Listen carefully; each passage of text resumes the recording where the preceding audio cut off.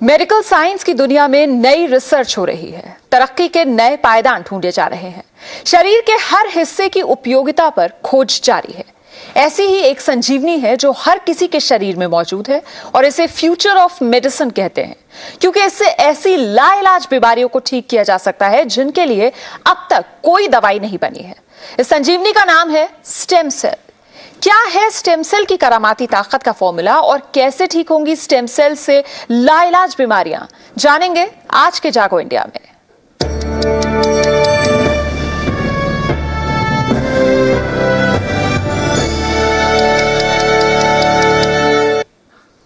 अपने बच्चों के भविष्य के लिए माँ बाप उनके जन्म के समय पैसे जमा करते हैं ताकि बड़ा होने पर ये पैसे उनके काम आ सके। लेकिन अब कई माँ बाप अपने बच्चों के जन्म के वक्त एक और इन्वेस्टमेंट कर रहे हैं। ये इन्वेस्टमेंट है बच्चे के खून का, जो आगे चलकर न सिर्फ उसके बल्कि पूरे परिवार को कई लाइलाज बीमारियों से दूर रखेगा।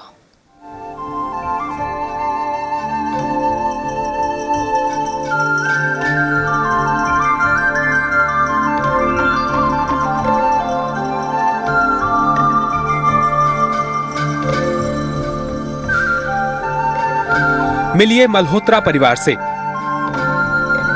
कुछ ही दिन पहले इस परिवार में एक नन्हा सदस्य शामिल हुआ है। मम्मी पापा को इसके भविष्य की चिंता इसके जन्म से पहले ही हो गई थी, तभी तो इन्होंने बच्चे के जन्म के समय इसके स्टेम सेल्स सुरक्षित रखवा दिए। स्टेम सेल्स खून में मौजूद वो सेल्स होते हैं जिसके जरिए बच्चे के शरीर का निर्माण होता है। इन स्टेम सेल्स को बैंक में सुरक्षित रखवाने का मकसद है कि आगे चलकर इस बच्चे को अगर किसी ऐसी बीमारी ने जकड़ा जिसका इलाज ट्रांसप्लांट से ही मुमकिन है, तो यही स्टेम सेल्स बच्चे के लिए संजीवनी साबित होंगे। साथ ही ये स्टेम सेल्स परिवार के दूसरे लोगों के भी काम आ सकते हैं। सबसे पहला रीजन तो बच्चा खुद ही है, उसकी आगे वाली लाइफ के लिए, पूरी लाइफ के लिए वो दिमाग में रखते हुए सबसे पहले करवाया था।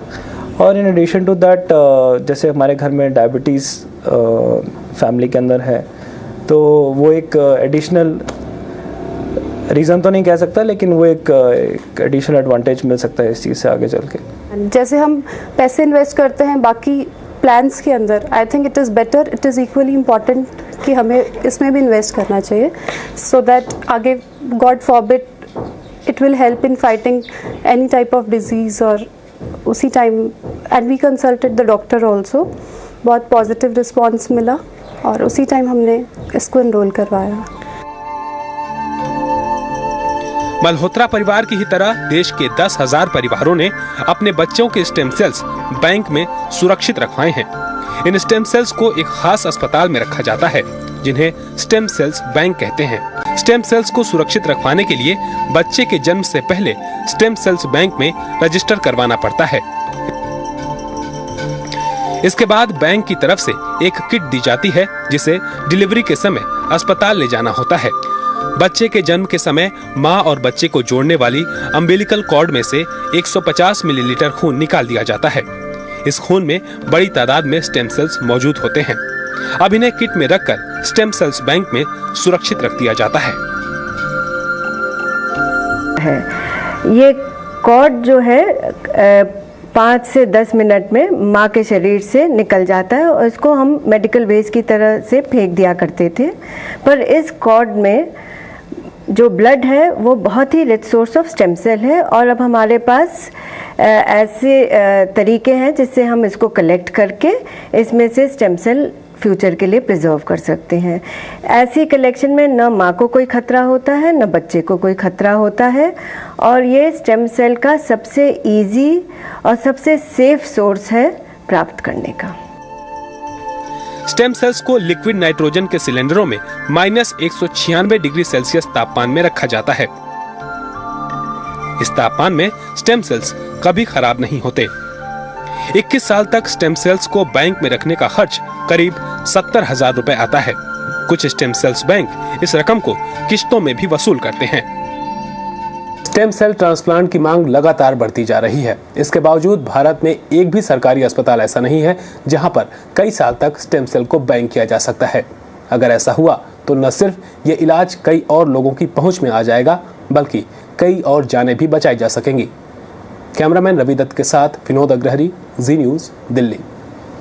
और इसी पर और चर्चा करने के लिए इस वक्त स्टूडियो में हमारे साथ मौजूद हैं पद्म भूषण डॉक्टर पुरुषोत्तम लाल, जो मेट्रो ग्रुप ऑफ हॉस्पिटल्स के चेयरमैन हैं। डॉक्टर पुरुषोत्तम, बहुत बहुत स्वागत है आपका जी न्यूज़ में। सबसे पहला सवाल ये कि आखिर स्टेम सेल्स हैं क्या? स्टेम सेल एक तरह के स्पेशल सेल्स होते हैं जो कि बॉडी के अंदर डिफ्रेंशिएट होके डिफरेंट ऑर्गन्स की रिपेयर करते हैं।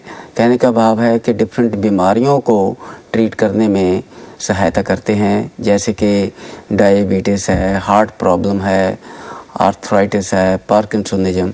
तो इस तरह की जो प्रॉब्लम्स हैं उसके लिए ये स्टेम सेल्स बहुत फ़ायदेमंद प्रूव हो रहे हैं। जी बिल्कुल। और ये जो स्टेम सेल्स बैंक्स हैं, इनसे किस तरह का फ़ायदा उठाया जा सकता है? स्टेम सेल बैंक जो है वो एक बहुत ही अच्छा आइडिया है, और उससे जो स्टेम सेल्स, जो कॉर्ड ब्लड के स्टेम सेल्स होते हैं, उसमें जो स्टेम सेल बहुत पोटेंट होते हैं जी। They are better than the bone marrow या पेरिफेरल स्मीयर। एंड जब हम एम्ब्रियो के स्टेम सेल की बात करते हैं तो काफ़ी एथिकल प्रॉब्लम्स आई, और कॉर्ड सेल जो है वो एक तरह का नंबर 2 स्टेम सेल्स के लिए होता है, और स्टेम सेल बड़े अच्छे रिच होते हैं। और इस तरह जब उनको बैंक में स्टोर कर दिया जाता है तो उस बच्चे के लिए या उनकी फैमिली मेम्बर्स के लिए ये बहुत फ़ायदेमंद हो सकता है, बल्कि दूसरे लोगों के लिए। लेकिन फैमिली में जो स्टेम सेल्स हैं जो उसकी टाइपिंग में बड़ी सहायता करते हैं। आजकल स्टेम सेल्स में प्रॉब्लम्स आ रही हैं, वो यही है कि कोई रिजेक्शन तो नहीं होगी, और कॉर्ड ब्लड में खासकर लेटर ऑन अगर कोई प्रॉब्लम्स आएंगी उस बच्चे में तो बहुत ही मदद मिलेगी। अच्छा, ये जो स्टेम सेल बैंक्स हैं, इनमें जो अम्बिलिकल कॉर्ड, जो नाल है, उससे निकले हुए स्टेम सेल स्टोर किए जाते हैं? बिल्कुल। वो 15 मिनट के बीच बीच अगर वो ब्लड को ले लिया जाए तो स्पेशल तरीके से वो ब्लड लिया जाता है, उसको स्पेशल तरीके से सभी प्रिकॉशंस लेके, because that is very important. Otherwise infection होने का डर रहता है। किस टेम्परेचर पर स्टोर करना है, कैसे उसको फर्दर लंबे अरसे के लिए रखना है। तो इस तरह उस जो ब्लड को हैं वो जो सोर्स ऑफ स्टेम सेल्स को बैंक में स्टोर कर दिया जाता है। तो चलिए, स्टेम सेल्स की अहमियत इतनी है कि उसे संजीवनी कहना भी गलत नहीं होगा। कॉर्ड ब्लड से निकाले गए स्टेम सेल से 75% बीमारियों का इलाज मुमकिन है। यकीनन इतने गुणों वाले स्टेम सेल्स की मांग भी लगातार बढ़ रही है। मेडिकल साइंस के धुरंधर स्टेम सेल्स को फ्यूचर ऑफ मेडिसिन कहते हैं, क्योंकि इससे ऐसी बीमारियों को ठीक किया जा सकता है जिनके लिए अब तक कोई दवाई बनी ही नहीं है। खास बात यह है कि यह संजीवनी हमारे शरीर में ही मौजूद है, जिसे 2 तरह से निकाला जा सकता है। स्टेम सेल को या तो बोन मैरो के जरिए निकाला जाता है या फिर कॉर्ड ब्लड के रास्ते। लेकिन डॉक्टरों के मुताबिक कॉर्ड ब्लड से निकलने वाले स्टेम सेल्स ज्यादा उपयोगी साबित होते हैं। Cord blood stem cells bone marrow stem cells के मुकाबले में पाया गया है कि उनमें ज़्यादा रीजनरेटिव पोटेंशियल है, उनको ट्रांसप्लांट करने से कम कॉम्प्लिकेशंस होते हैं। इसलिए धीरे धीरे कॉर्ड ब्लड ट्रांसप्लांट्स जो हैं वर्ल्ड ओवर नंबर में बढ़ रहे हैं। कॉर्ड ब्लड से निकले स्टेम सेल से 75% बीमारियों का इलाज मुमकिन है।